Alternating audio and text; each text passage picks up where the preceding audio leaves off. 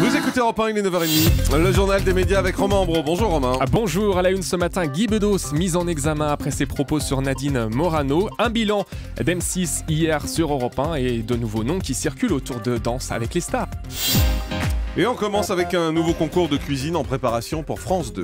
Un concours de food truck, comme l'a révélé TV Mag. Les food trucks, c'est la grande mode en ce moment dans les villes. Vous avez peut-être déjà vu ça. Des camions itinérants où des chefs concoctent des petits plats à l'intérieur pour les vendre le midi à des points stratégiques devant des entreprises, par exemple. Le titre de cette nouvelle émission, Mon food truck à la clé, c'est produit par Shine France, la même société qui produit MasterChef. Chaque semaine, ce sont donc deux binômes qui vont s'affronter en région et qui devront s'illustrer aussi bien au niveau culinaire qu'au niveau de la rentabilité. Le meilleur binôme rejoindra les 9 finalistes et pourra remporter, tenez-vous bien, son propre camion restaurant. France 2 vient de lancer le casting, donc si vous voulez tenter l'aventure, vous pouvez vous connecter sur le site internet. Guy Bedos mis en examen hier après ses propos sur Nadine Morano lors de son spectacle. Oui, information confirmée par le parquet de Nancy. Guy Bedos mis en examen hier après-midi pour injure publique. Nadine Morano lui reproche notamment de l'avoir insultée lors d'une représentation.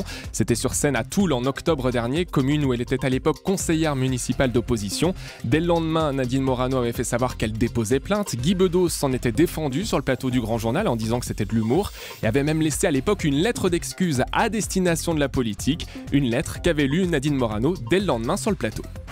Il m'écrit « Ma chère Nadine, c'était juste pour rire ». Enfin, bon, c'est sûr. Raté apparemment, mais c'est vrai que son spectacle a été jugé par bon nombre de participants comme ordurier. Peut-être qu'un jour, nous nous expliquerons de vive voix. Pour les prochaines élections régionales, je vous dis merde. Et en dessous, il met, entre parenthèses, je rigole, point d'exclamation, Guy Bedos. Voilà, du Bedos et des excuses qui n'ont pas suffi. Nadine Morano a malgré tout engagé des poursuites. Guy Bedos encourt jusqu'à 12 000 € d'amende. Bibiane Godefroy était l'invitée du Grand Direct hier et avec elle, on a fait le bilan d'M6 et il y a eu des annonces. Oui, la chaîne arrête les deux nannies d'enfer, faute d'audience. Le programme n'a pas réussi à fédérer. Le talk-show de Valérie Damido ne reviendra pas également l'an prochain, y compris sur la deuxième partie de soirée. Des incertitudes également sur Pékin Express, même si le programme n'est pas définitivement enterré, on peut s'attendre à ne pas le voir l'année prochaine. Idem pour le High Show, la chaîne n'a pas encore décidé si oui ou non elle allait le relancer à la rentrée. M6 qui dit avoir souffert de la concurrence cette saison, mais qui espère bien remonter la pente l'an prochain, notamment avec Rising Star. Et puis de nouveaux noms au casting de Danse avec les stars. 5e saison, des noms qui circulent. Le comédien Franck Sémonin de Section de Recherche a été sollicité par la production, mais préfère se consacrer à la série de TF1.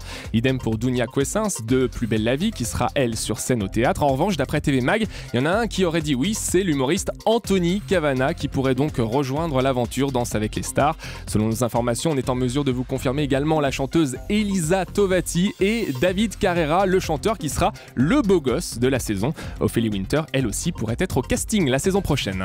Jonathan Lambert est lui au casting d'une nouvelle série pour M6. Oui, il intègre le casting de Péplum, la série produite par Thierry Ardisson à destination d'M6, une série qui nous emmènera à Rome au début du déclin de l'Empire romain.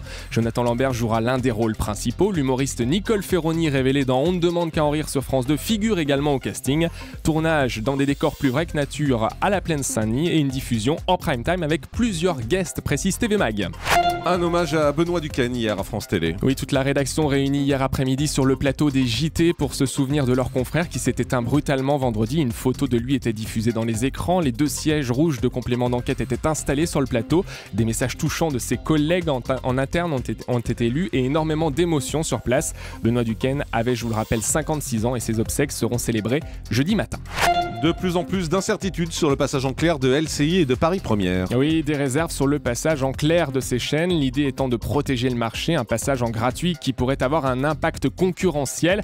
Et d'après l'autorité de la concurrence, ce passage simultané de LCI, Paris Première et même Planète Plus du groupe Canal va creuser un déséquilibre entre les groupes historiques et les groupes indépendants. Je vous rappelle que le CSA doit trancher dans les prochaines semaines sur le sort de ces 3 chaînes. Le vétérinaire et la vétérinaire d'ailleurs, puisque c'est une femme et chroniqueuse de Midi en France sur France 3, va avoir droit à son émission sur France 5. Hélène Gâteau qui va se lancer en solo d'après Télé 2 semaines, elle prendra les commandes à la rentrée d'une nouvelle émission animalière en hebdo sur France 5. Ce sera soit le samedi soit le dimanche, une rencontre avec 2 personnes qui ont un lien particulier avec leur animal atypique, une vache, une tortue ou une cigogne par exemple. Et puis 4e étape, mais première étape en France pour le Tour de France aujourd'hui. Oui, après l'Angleterre, étape le Touquet Paris-Plage Lille. Aujourd'hui, 164 km à suivre sur France Télévisions. Ça fonctionne bien d'ailleurs en ce moment pour le vélo. vélo qui se classe en tête l'après-midi. Et juste avant, Laurent Luyat vous donne rendez-vous pour Village Départ, cette émission pour faire vivre la ferveur des supporters sur place. À ses côtés, des personnalités. C'est un petit peu le Midi Première revisité en 2014, une comparaison qu'il assume totalement. L'animateur Laurent Luyat qui fait du populaire et ça lui plaît, écoutez. C'est populaire dans le bon sens du terme. C'est l'été, c'est les vacances, c'est le Tour de France. Il faut faire de la télévision pour les gens qui la regardent. En plus, moi, ça me plaît, ce genre d'émission populaire. Il ne faut pas faire de la télévision pour des Parisiens, pour les bobos qui trouvent ça effectivement ringard. Mais on s'en fout. C'est pas à eux qu'on s'adresse. Il n'y a pas de problème. Nous, on s'adresse à un très large public qui est heureux et qui prend plaisir à regarder l'émission. Voilà. Et moi, ça me comble. Les autres, ces critiques-là, je m'en fous.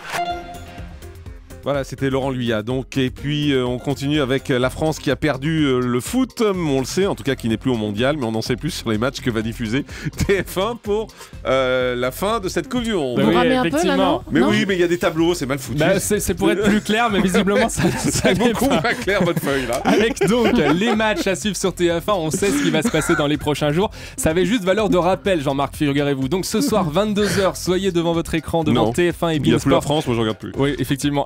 Allemagne-Brésil.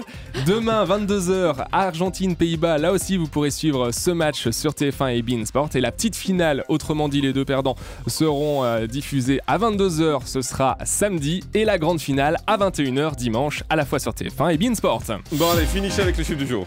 44 milliards 100 millions. C'est à quelques dollars près la fortune de Picsou, le personnage de Disney. Hier soir, W9 diffusait le film à 22h20, suivi par grosso modo 470 000 téléspectateurs. Et le site de Télé Loisirs a relayé cette information amusante, une enquête donc sur la fortune de Picsou, une analyse très sérieuse et rigoureuse du magazine Forbes, une étude réalisée en se basant sur les indications financières qui figurent dans le film, les nombreuses bandes dessinées, et puis en tenant compte aussi de la conjoncture économique. Picsou serait donc à la tête de plus de 44 milliards de dollars.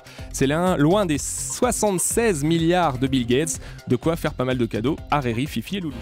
Le grand direct des médias, Jean-Marc Morandini.